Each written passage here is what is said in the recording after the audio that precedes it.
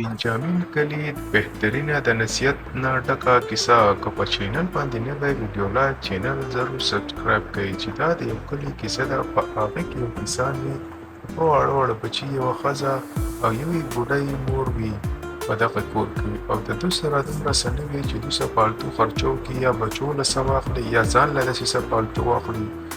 بل طرف ته د دې هلک مور هم ناجوړه وي او د ده دا زندګي دقسې تېرېږي ډېر په پریشانۍ کې. د پریشانۍ د وجې د کالو چې کوم وي دی ډېر سخت بیمار شي او پیسې ورسره نه وي، د هغې د وجې دی مړ شي. د دوی ډېر زیاته پریشاني تنګي پرې راشي. د دې هلک چې کوم بل کشر ورور وي هغه راشي په څه طریقې سره خپل د ورندار او خپل د مور خدمت کوي چې د دوی د جیداد ته دی غل وي چې څه طریقې سره د بچه پوچه چې کوم پټي دی او جیداد دی دا په خپل نوم کوم. نو بیا د خپل مور ته ووایي چې مورې تا ته خو پته ده چې نه ته پټي ته تللی شي او نه زما ورندار تللی شي او نه واړه بچي تللی شي. دا ځمکه ده چې دا به زه سنبالومه، خو ته صرف داسې کار وکړه چې ما سره کوم کاغذ دی په دې کاغذ باندې ته خپله ګوته ولګوه او ته خپله او د وړو ماشومانو او د بابي پروا بلکل مه کوه. دا ځمکه به زه سنبالوم او د دې وړو او د دې بابي به زه خیال ساتم. دا مورې ساده ګله غونته وي دا په دې کاغذ باندې ګوته ولګوي. دی په 3-4 ورځو کې ښه طریقې سره د خدمت وکړي او خلکو سره د دې ځمکو خبره وکړي او په ډېر کم قیمت باندې دی دا ځمکې خرڅې کړي او په دغه کلي نه وتښتي. زه بدقسمته زوی مې راوړم چې نه د خپل بوډۍ مور او نه د خپل ورندار او نه د وړو ماشومانو خیال وکړو او جایداد یې قرض کوو وتښتېدو. د داسې نالایقه زوی نه خو نه اولاد ښه ده چې الله پاک چاته داسې زوی نه ورکوي. یا الله ته زموږ مدد وکړي، ولې زموږ خو بله څه اسره څه چاره نشته. د دغه هلک چې کوم ورندار وي هم ډېره سخته پریشانه شي چې یا الله دا به څه کېږي چې زموږ چې کومه اسره وه هغه ته زموږ نه ویوړه.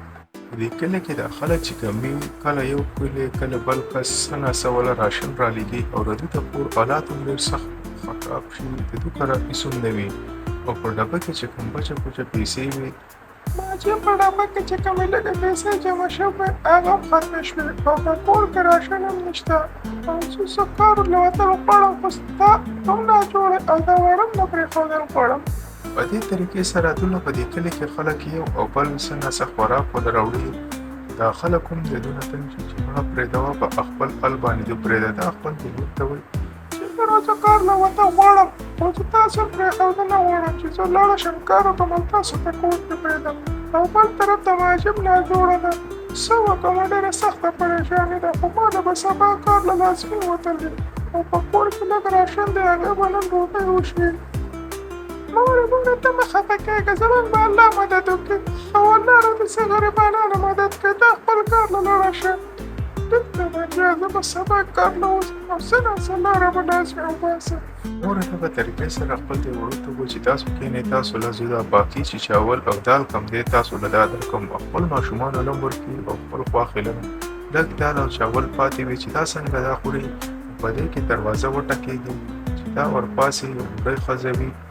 په دې کور کې شته چې زما مدد وکړي، څوک پکې شته د الله په نوم سره د بچۍ سخته وږې شوې ما چې کله دې ته له راوړمه. دا د خپله چې کوم دال چاول وي دا دغې ماجي بوډۍ له راوړي او دې ته یې مخامخ کېږدي چې ماجي دغه لږ دال چاول دي همدغه وخوره، نور زموږ کره څه نشتي. دا ماجي هم خوشحاله شي دغه دال چاول ته کښېني او وخوري. بیا یې په مینه مینه بوډۍ ته د جنۍ نه تپوس وکړه چې ته ولې خفه یې. نو دا جنۍ ورته ووایي چې زموږ داسې بد حالات دی، زما خاوند مړ شو او زما چې کوم لیبر و هغه زموږ نه ټوله پراپرټي خرڅه کړه او وتښتېدو او زموږ کره خوراک لا هم څه نشتي. خو زه څه طریقې سره اوس کوشش کوم چې زه بهر وځم. زما یو بیماره خواښې ده او 2 واړه بچي مې دي چې 1200 وګټمه خو بهر ته هم نشم وتلی، نشم پرېښودی. نو سخته مجبوره یم د دې باره کې څه سوچ کوم خو څه حل را سره نشته. ډېره سخته د دې د وجې پریشانه یم. دا بوډۍ د دې دا ټولې خبرې اوري چې دا خو واقعي ډېره د ښه جنۍ ده چې ته د دې زړه نه ډېره صفا یې او الله پاک به ستا مدد کوي. ستاسو غونده خلکو الله مدد کوي خو ته مه پریشانه کېږه. ته چې چاول او دال خرڅوې خپل د کور مخامخ خرڅوه او زه به تا له یو داسې جادوي نمک درکړم په هغې کې ته چاول او دال پخوه او خپل کور مخې ته ګاډۍ لګونه ستا نه به دنیا خلک ستا د کور مخې ته اخلي او دا له د کور نه د لرې د تلو ضرورت هم نشته او د دې وجې به ستا وړم ستا سره په خوا کې وي نو ته مه خفه کېږه زه تا له دا جادویي نمک درکوم دا والا جادویي نمک ورکړي چې ته څه هم پخوې په دې جادویي نمک پخوه. دا د دې ښځې شکریا ادا کړي چې ستا ډېره مننه تا خو ماته یو صحیح لاره وښوه ولې زه خو په دې چکر کې وم چې زه به د کوره وځم او بار به چاته څه مزدوري کوم خپل د بچو خېټه به ډکوم. خو د ابۍ ورته وویل چې نه بچیا اوم ته په خپل کور سره ودرېږه او خرڅوه او دا د بار د تلو ضرورت نشته او ته به ډېره زر کامیابه نه شې ولې ستا زړه ډېر زیات صفا دی او د صفا خلکو چې دی الله مدد کوي. ته دغه خپل کور مخامخ چاول خرڅوه او خلکو ته کورونو کې آس پاس وینا وکړه نو دنیا چاول به خلک ستا نه او په دغه کلي کې اخلي تا ته د بار وتو ضرورت نشته. په دې کې چې دا که مجنۍ وي دا خپل ماشومان ټول اخواس پاس کورونو ته ولېږي او دا چاول پخوي لکه ټوټې جادویي مالګه ورته ورواچوي او د دې دا ماشومان لاړ شي په دغه کلي کې خلکو ته ووایي چې زما مور دقسې دال چاول پخوي او د کور مخې ته ګاډۍ لګوي که چېرې تاسو ته ضرورت کېږي نو تاسو مهرباني وکړئ چې زموږ نه اخلئ. په دې کې یو دوه کسان د دې ګاډۍ سره ولاړ چاول دي اخلي دال چاول خو چې دوی دا چاول وخوري په دوی باندې دا ډېر زیات ښه ولګي دوی خوشحاله شي چې دا خو واقعي ډېر بهترینې چاول دي. په دې کې ورته دا وایي سونیا خور دا خو ډېرې مزېدارې دال چاول دي یقین وکړه چې دال چاول زموږ کرم پخېږي خو داسې مزانه کې نه وي لکه دا څنګه مزانه کې چې ته پخوې. په دې کې دا بل وایي چې یقین وکړه یار زما چې د چنټو مور هغه داسې چاول نشي پخولی دال چاول خو هغه پخوي خو داسې مزانه کې نه وي. په دې طریقه په پوره کلي کې ردې دا چاول چې وي دا ډېرې زیاتې مشهور شي د دې کلي ټول خلک راځي او ردې نه چاول اخلي. په دې طریقه ردې دا کاروبار رو چلیږي ولې د دې زړه صفا وي او بل طرف ته ردې سره جادویي مالګه هم وي نو د هغې د وجې چې دا کله هم څه پخوي چاول دال هم صرف دغه مالګه پکې اچوي نورې څه مسالې پکې نه اچوي. رو د دې دا کار ډېر زیات پیلاو شي او دا پکې ښه ډېرې پیسې وګټي او جمع کړي او خپل د خواښې ته ووایي چې مورې نن سبا زما کاروبار ډېر ښه روان دی او ما پکې دنیا پیسې وګټلې او زه وایم چې اوس موږ دال سبزي ورسره سټارټ کړو نو خلک به سبزي به رانه اخلي خو زه وایم چې ځان له یو نوکر ګډو نو هغه به هم زموږ مدد کوي او په دې طریقه سره به زموږ دا کاروبار چې دی دا به نور هم ډېر زیات پیلاو شي او موږ به پکې د دنیا پیسې وګټو. دا خواښې وایي چې ټیک ته بچیا چې څه ته ته مهنت مزدوري کوي او ردې سیله به الله پاک تعالی راکوي چې څنګه ستا خوښه وي هغسې وکړه ځان ته یو نوکر وساته او په هغه باندې خرڅوه او ته صرف پخوه.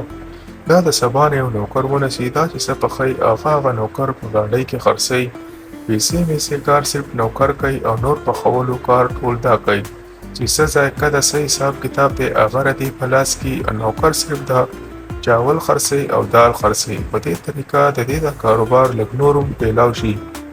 ردې دا نوکر چې کوم وي کالو دا ډېر بېمانه او هوښیار وي د ده په زړه کې لکه لالچ راشي چې یاره دا څنګه چل دی زه په ثابته ورځ د دې کاروبار کوم ما ته خو پکې 2-4 روپۍ بچ کېږي دومره پیسې خو نه بچ کېږي د دې نه ښه دا ده چې زه خپل کاروبار سټارټ کړم او ځان له پکې پخپله دا ټولې پیسې زما جیب ته راځي. نو د یو ملګری وي دی د هغه سره صلاح وکړي چې یاره زه خو دا وایم چې زه ځان له پخپله دا کاروبار سټارټ کړم ولې چې د کمې پورې به زه پردی کار کوم ما ته خو پکې څه بچ کېږي هم نه او ټولې پیسې خو سونیت باجي له زه ورکوم اوس هم چې مخکې ځان له کار سټارټ کړم او ځان له دنیا پیسې پخپله خپل جیب ته ورننه اچوم د بل دپاره به چې تر کمې پورې لګیا یم. دا ملګری دا ټولې خبرې اوري دا کالو ته دغه لګیا وي هلکه تو ټیک ته خو به سبا نه خرڅوې خو د هغې شانتې مزه او ټیسټ خو به پکې نه وي که نه څنګه چې سونیا باجي پخوي ته مخکې د هغې نه چلې ځه که د هغې نه بعد ځان له خرڅوه. دا کالو چې دا هو که نه یار دا خبره خو تا ښه وکړه چې د هغې شانتې ذایقه او ټیسټ خو زه مخکې دا معلومات کوم چې دا دومره ذایقه او ټیسټ په دې کې دا څنګه راوړي د دې مخکې کار پخولو طریقه زده کړم بیا به ځان له سبا پخپله خپله ګاډۍ لګوم ولې چې بله لار زما سره نشته. په دې کې چې سبا شي دا سونیا ځان له پخپله دغه چاول او دال پخوي نو دی ورته شاته نه په کړکۍ کې ګوري دی چې وګورئ چې دا خو د صرف لږه مالګه اچوئ او نورې څه مسالې هېڅ ورته هم نه اچوئ. یعنې په دې مالګه کې ټول کمال دی چې دا مالګه ورته صرف ور واچوئ نو دا دومره ښایسته چاولې او دال پوخ شي. هلکه له دې نه به دا مالګه پټه کړم او ځان له پکې چاولې سبانې سټارټ کړم او د دنیا پیسې به ګټم. تر کومه پورې به د دې سونیا باجو غلامي کوم. د دې نه خو ښه ده چې خپل کار به مې یو جادویي نمک په هم زما سره راشي. دا خو اصل ټول کمال په جادویي نمک کې دی. دې ته دا مالګه پټه کړي او دغه ځای نه لاړ شي. خو د دې سونیا چې کومه وړه لور وي هغه ته یې ویني چې مالګه یوړه. دا سونیا خپل لور چې کومه وي دا خپل مور ته ووایي چې کالو چې دی هغه ستا هغه جادویي مالګه وتښتوله.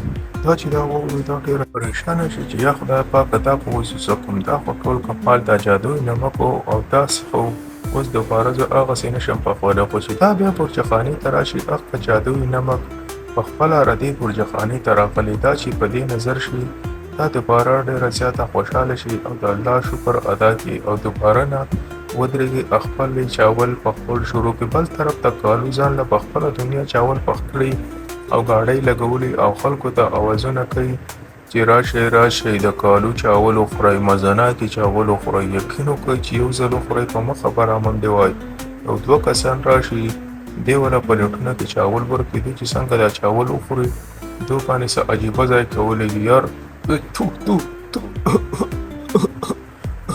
لکه دا د ورته مرګ مچالې اچولي که زهر دې ورته اچولي.